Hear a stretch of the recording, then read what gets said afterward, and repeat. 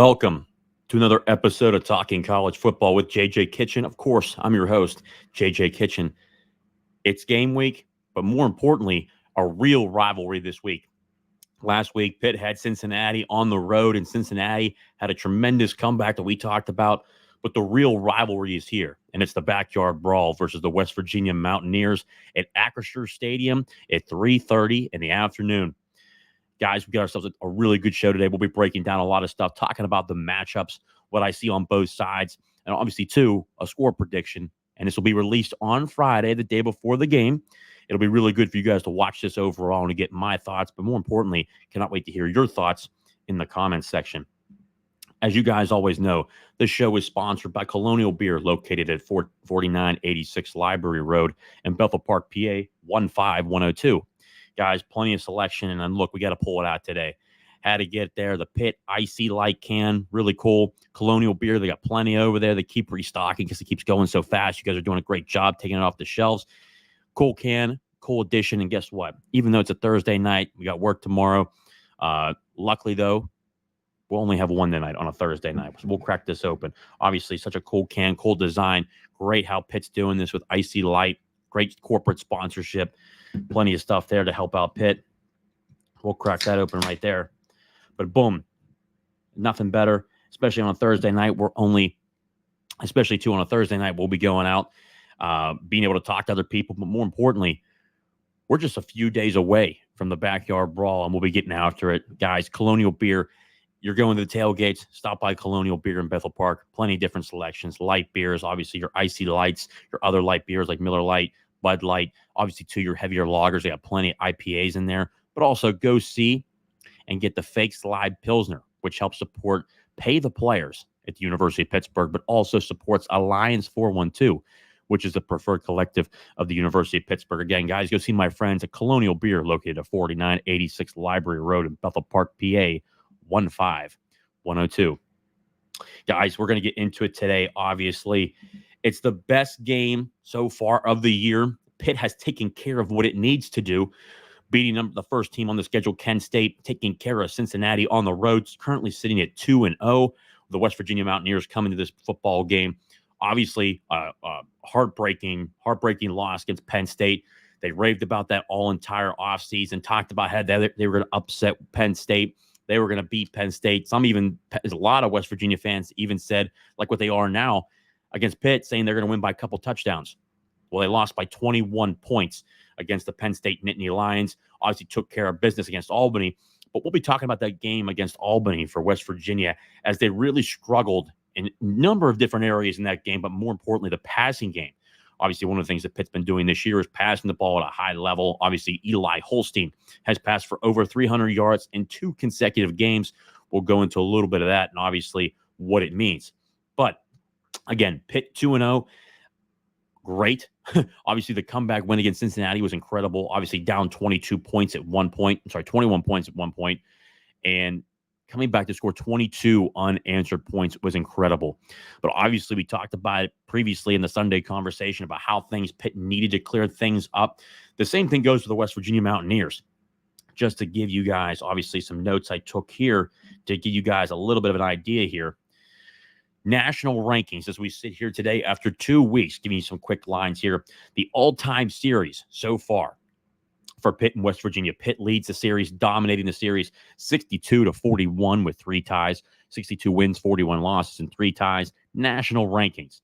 When it comes to total offense, the West Virginia Mountaineers are ranked 66 in the country with 399.5 yards per game. I roughly bump it up to 400 yards per game. Pitt is ranked 12th in the country with 534 yards per game, the Cade Bell offense.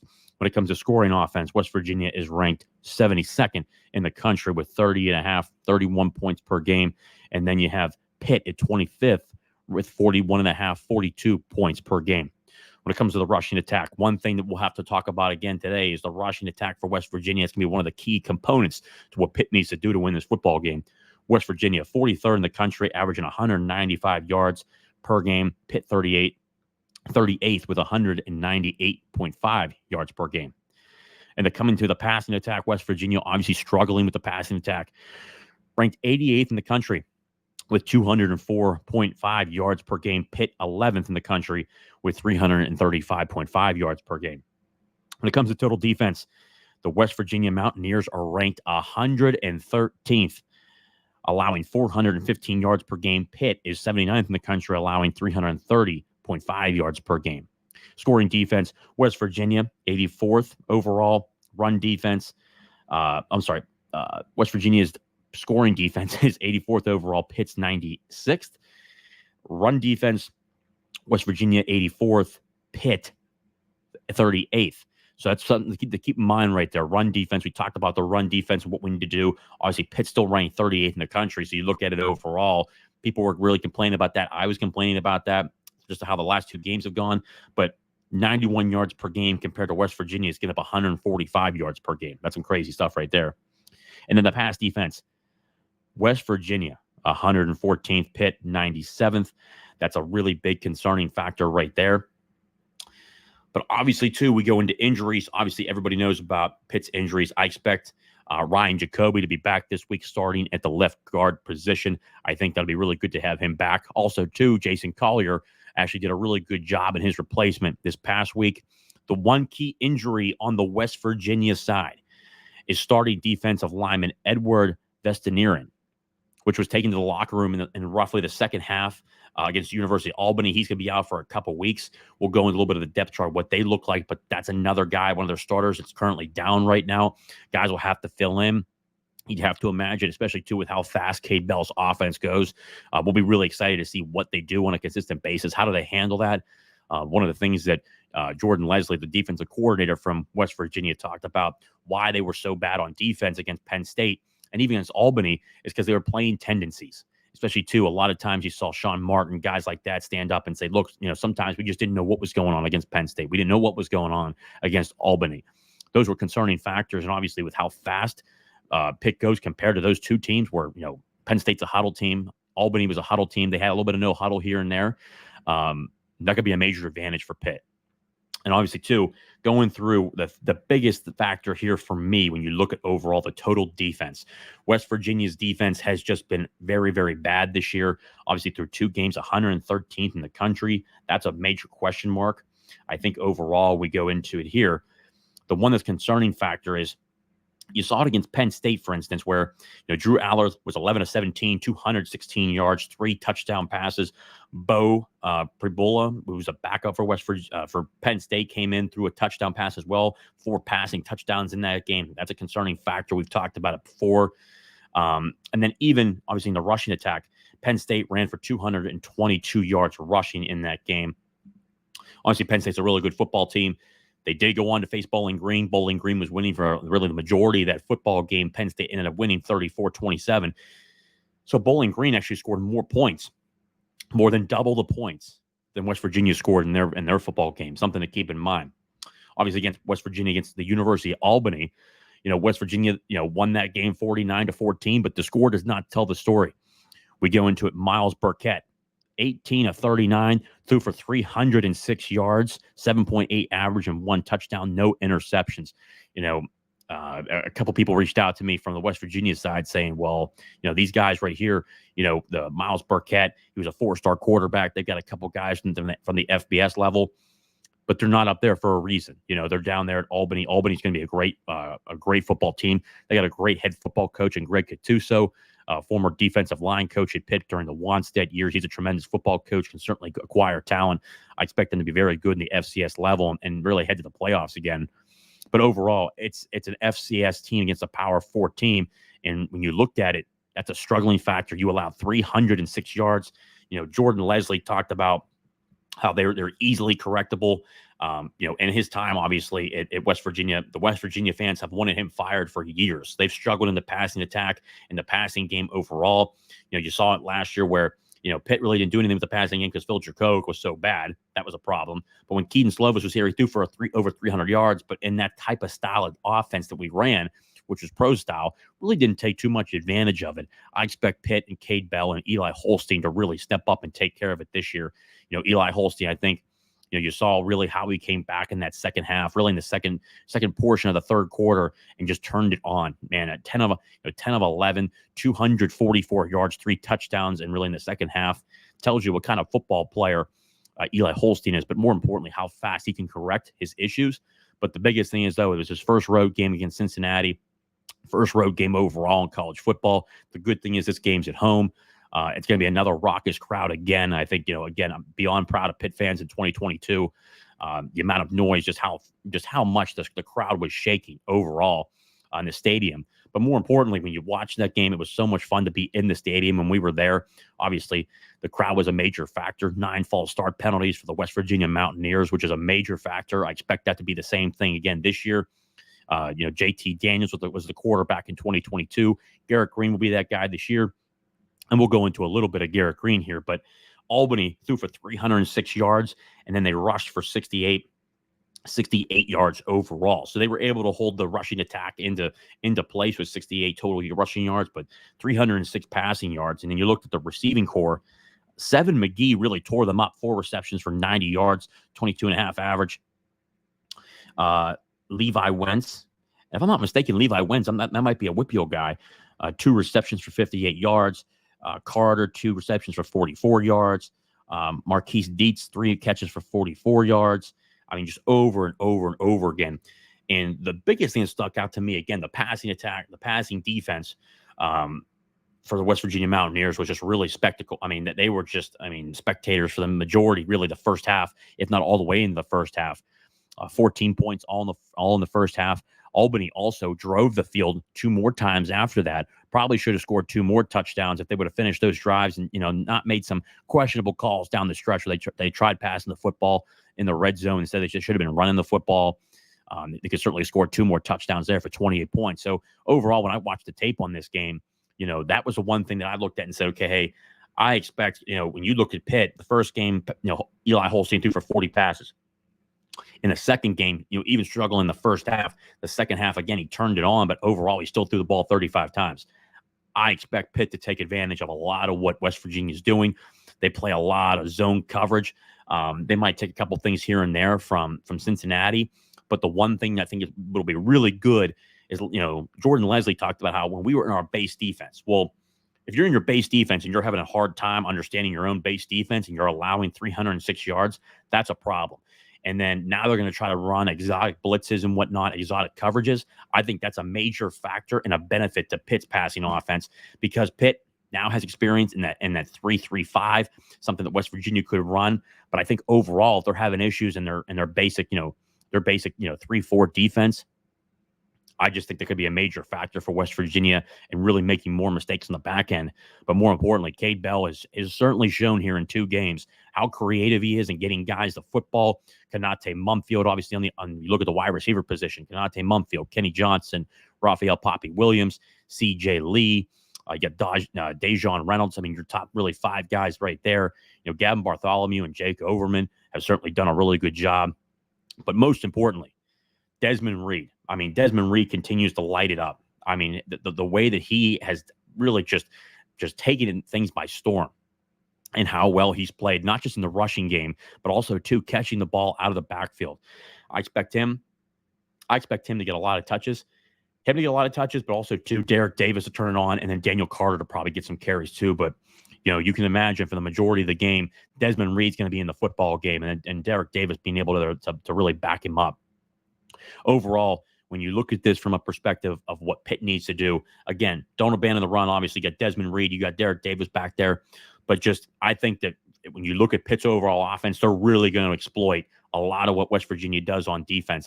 For me personally, I think this is going to be one of the higher scoring games. I'm not talking about like 40 or 50 points in that range, but I think it's going to get off to a pretty quick start just because of just one of these offenses and what they're able to do. Obviously, West Virginia really only one Power 4 opponent.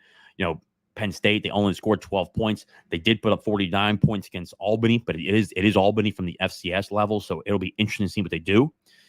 Garrett Green, overall, when you talk about the quarterback competition, like the quarterback comps in this one, where you're looking at Eli Holstein and Garrett Green, a guy who's been there for a while. I think, at this point, he's if I'm not mistaken, he's a redshirt junior this year. He still has one more year of eligibility. In the Albany game, he was 17 of 23, 236 yards, a 10.3 average for 3 touchdown passes. Did really good there. It's roughly about 75% completion percentage. But the one thing I looked at, though, overall to start off the season, they talked about how Garrett Green has really improved his accuracy. Even in the Albany game, there were some really major overthrows. In the Penn State game, when I reviewed the tape, he had numerous overthrows. I mean, he made a couple good throws here and there, but overall, he was 15 of 28, 52% completion percentage, based on what we saw last year. Only 161 yards total passing, 5.8 average. Obviously, they struggled to throw the ball through the air. No touchdowns, no interceptions. Nico Marchiol had one pass at the end of the game. There was an interception. That was concerning.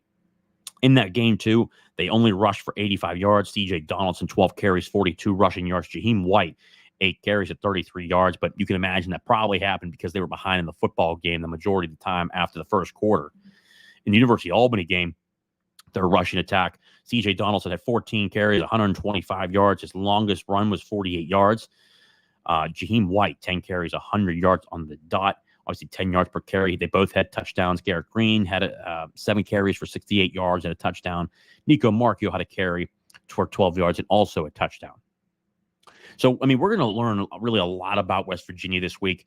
Was the Penn State game a bump in the road? Because it was the first game. Obviously, it was the first game for Penn State, so that's not much of an excuse.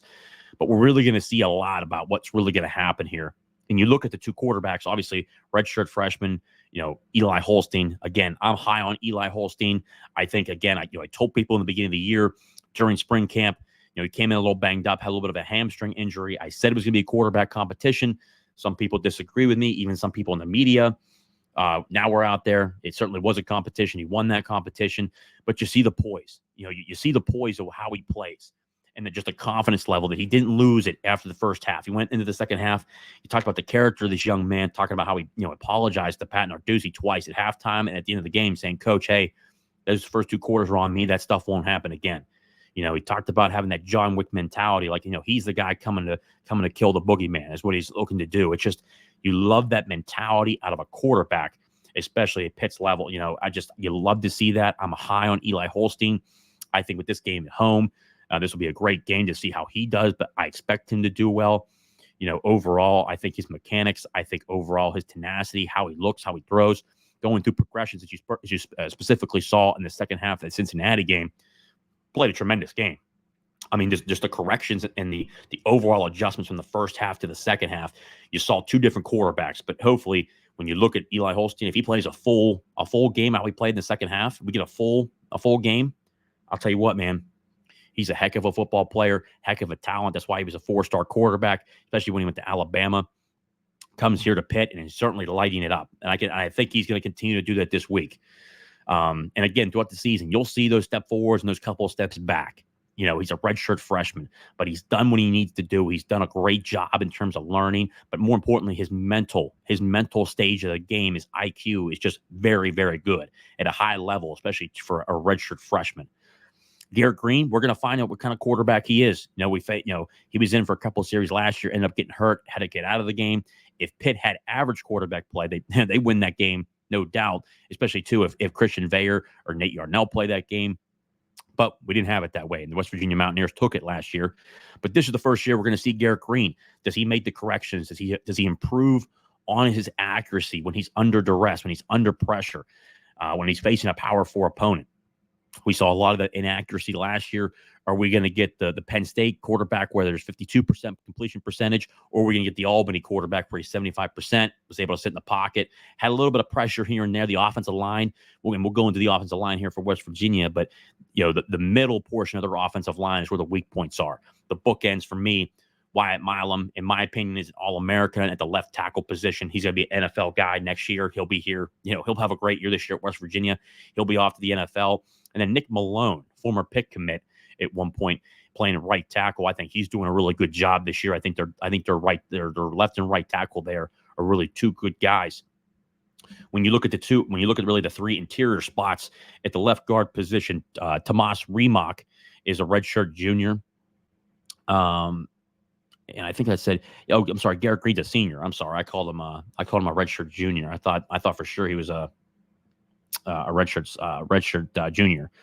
But when overall, in my notes here, Wyatt Milam, again, we talked about him, senior this year. He could be a junior as well. He's going to the NFL after this year. Tomas Remak, redshirt junior at left guard. I think he's good, but they had a lot of push there between the first two games. He was getting really around them a lot.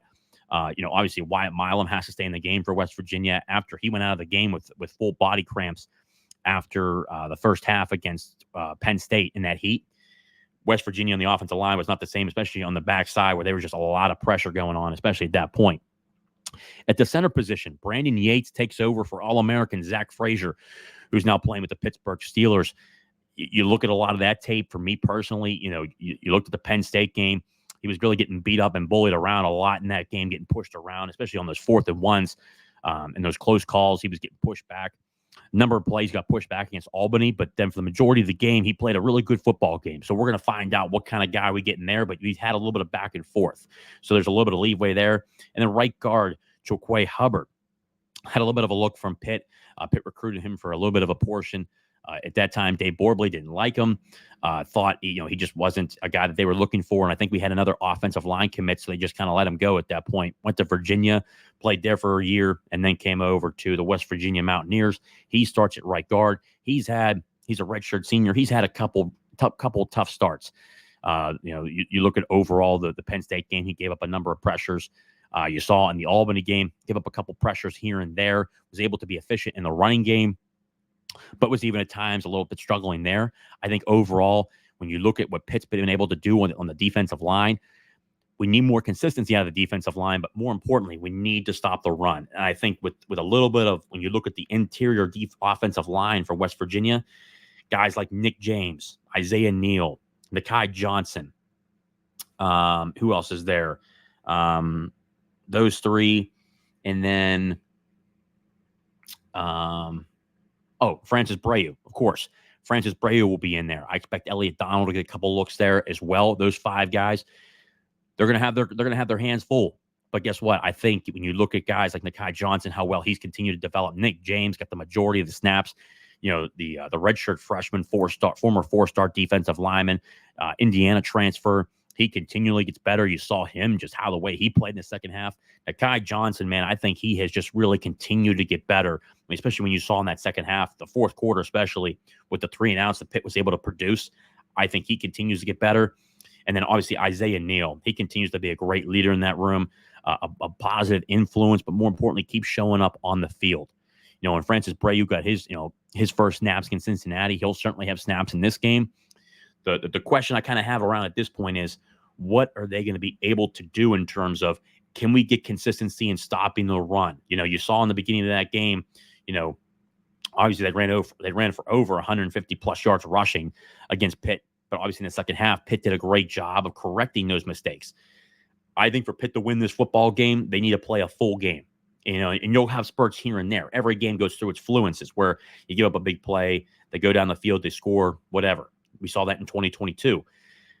I think Pitt needs to, again, stop the run. They need to be proactive. They need to be consistent in what they're doing in stopping the run. I also think the outside, Nate Matlack, Sincere Edwards, Jimmy Scott. Obviously, Nate Matlack and Jimmy Scott, the 2 starters on the end, Sincere Edwards and Chief Borders. We'll see how they do this week. I think overall, Nate Matlack will probably line up a lot over across Wyatt Milam. He's going to have his hands full. Again, like I said, Wyatt Milam, in my opinion, is going to be an All-American this year. He'll have really a lot of battle tested there for Nate Matlack. And then obviously Sincere Edwards, continue to play the way he has. His first step, the way he's able to create pressure, you look at him overall, I think the defensive line, but what we really want to see is consistent pressure. Watch the pressure. Can we get there this year? Can we get back to the way that we were in creating pressure on the outside, through the inside as well, but also stopping the run? I'm very confident in the linebacker room. Kyle Lewis, you heard Pat Narduzzi this week, especially here on Thursday, talk about how it's important to keep Kyle Lewis out there. He was only out, he's only taken out for a couple snaps here and there. The guy just knows what he's doing. Physical linebacker, loves to hit people, loves violence. I think he continues to show up and play at a high level. Brandon George, Rasheem Biles, 3 guys across the board that you just like overall. Very physical. expect Pitt to blitz probably quite a bit to create more pressure. And on the back end, besides them, you got three other backups behind them: Braylon Lovelace, Jordan Bass. I think at some point you'd probably see Cam Lindsey at some point this year. I'm excited to see what he's able to do. But overall, I mean, that's 5-6 guys right there. I mean, so overall, I think when you look at Pitt from a front to back, the defensive line, you want to see pressure and you want to see them stop the run. On the linebacker position, I think is really good. I love what they're able to do. Continue to bring pressure, continue to do well in terms of being able to fill their spots. But also, the biggest thing on this defense, make tackles. That's going to be the next thing, too. You got to make tackles. Last week against Cincinnati, you saw some missed tackles here and there until the second half. I think to win this ball game, you got to play a full game. You can't have a bad first half and then have a good second half. You just can't do it. And then on the back end, of course, you have Donovan McMillan, Javon McIntyre, Cruz Brookins, and P.J. O'Brien at the safety position, and then Rylan Gandy, Taman Lynam, and then Rashad Battle, and then possibly even Jeremiah Anglin being that fourth guy, or even Noah Bigelow being that fourth or fifth guy. It'll be nice to see what they do, continue their corrections of what they were able to do in the second half, build off of that, see what they're able to do, and build it. When you look at West Virginia, okay, one of the things I look at their linebacker room. I do like their linebacker room. They're led by really their top guy, who I consider they're really the inside linebacker that's there, and that's Josiah Trotter. He's a redshirt freshman, was hurt last year. If he probably wasn't hurt, he probably would have played last year. I think he's a hell of a football player at the bandit position. You've got Tyron Bradley, a senior transfer. I think he's done a really good job, and same thing with Trey Latham. I think, in my opinion, when you look at their defense overall, their defensive line, they'll have 5 guys to rotate in. Sean Martin, what's his name here? I have written down. Can't read my writing here. Fatorma Malba, a redshirt senior, and then also too, obviously Edward Vestaniran. He's out this week, possibly, from everything I've read, their best rushing defensive lineman at the defensive tackle position. I think that's huge for Pitt to continue running the football. We'll see how badly that hurts them. But overall, I think their defensive line, Sean Martin, Malba, T.J. Jackson, who will probably fill in for Eddie at the defensive tackle position. And then assigning Redwood, I would expect really those 4 guys to really step up in terms of his place, being able to do what they need to do. But the linebacker position, I think, just really good overall. Also, too, watch out for those 3, but Ben Cutter. Ben Cutter had a really good football game. Also, Caden Beiser, watch out for him. And then, obviously, too, you look at the defensive back position. I think, there's just a lot of questions there, man. I think, Aubrey Brooks at the spear position, he's been able to do a good job, but, I think Aiden Garms, and also, too, I had his name here somewhere. Anthony Wilson had his fair share. Hollis had a really bad game against Penn State and Albany. They need to be better. I think, Anthony Wilson Jr., he had a lot of good plays, but there are a number of different plays where he just looked confused out there. He needs to be at a certain high level. I expect Pitt and Cade Bell to really expose what they're doing on that side of the football, on that defensive back end. That's really, in my opinion, when you look at the defensive just overall for West Virginia, their weakness is easily on the back end from their defensive backs. We'll see if Jordan Leslie corrects those things, but I think overall, if they run more exotic stuff, I think that could really hurt them overall because of just how they struggle in their base defense. It's Pitt's job at this point to really exploit that. And also, too, on that side of the football, still be able to run the football against this front. Penn State was able to do it. Albany did it a little bit, not very well successfully at some points, obviously, but Penn State was able to do it. I don't think we have I don't know if we have that many deep backs, obviously, in terms of what Penn State has, obviously. But overall, you got to run this against this defensive line. Sean Martin and Malba, those are 2 guys I'm watching for, and T.J. Jackson be those top 3 guys. Overall, got to run the football. You got to find those creases in the passing game to create opportunities, especially pushing the ball down the field. Get it in your playmakers' hands, especially when you're passing the football for Cade Bell in this offense. Kanate Mumfield, Kenny Johnson, Gavin Bartholomew. Those are guys that are key in this passing game. CJ Lee, and then obviously 2 out of the backfield, Desmond Reed. That's important. Overall, guys, I think when you look at this from a perspective, I think overall there's a lot of even qualities on these 2 football teams. For me personally, West Virginia fans, I can tell you this. We've seen all week how they are they're going to win by 2 touchdowns, possibly 3 touchdowns.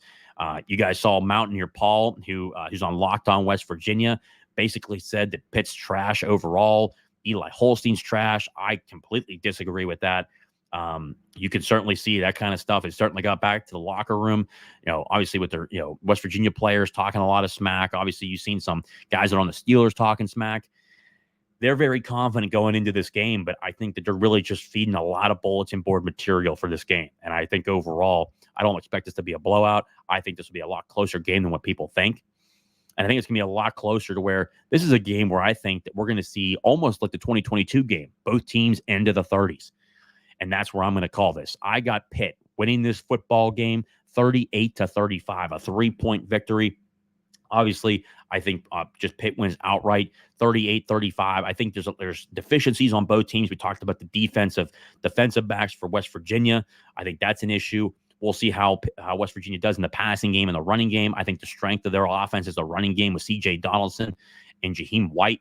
Obviously, you looked at their overall offense. I mean, those two guys are really a two-headed monster when you look at both of them overall. You looked at those two guys, and then you have Cole Taylor, at the tight end position, and then Traylon Ray, Preston Fox, and then Hudson Clement. Hudson Clement at the wide receiver position. We'll see how he plays.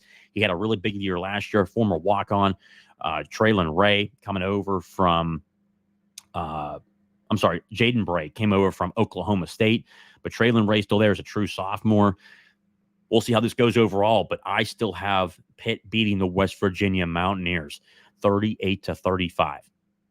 Guys, I want to hear your thoughts overall. What do you think is going to happen in this game? Who are you looking for players to step up on Pitt's side? And what are you most concerned about on Pitt's side? What are you most concerned about West Virginia's side? But more importantly, where do you see Pitt taking advantages on that side? Guys, I want to hear your thoughts as always. Guys, obviously, it's been another episode of Talking College Football with JJ Kitchen. And again, it's the Backyard Brawl, Pitt versus West Virginia. It's going to be a fun football game. I'll be there. Cannot wait. I expect Pitt to win this football game, a close win for them. It's going to be a hell of an atmosphere again like it was in 2022. And to hear that Pitt Stadium, obviously the Acrisure Stadium, and the Pitt crowd overall just roar and create those memories, but more importantly, mess with those West Virginia Mountaineers. Guys, as always, in forever, hail to Pitt. And then remember, go home, Mountaineers. I'll see you guys next time. See you on Saturday. Hail to Pitt.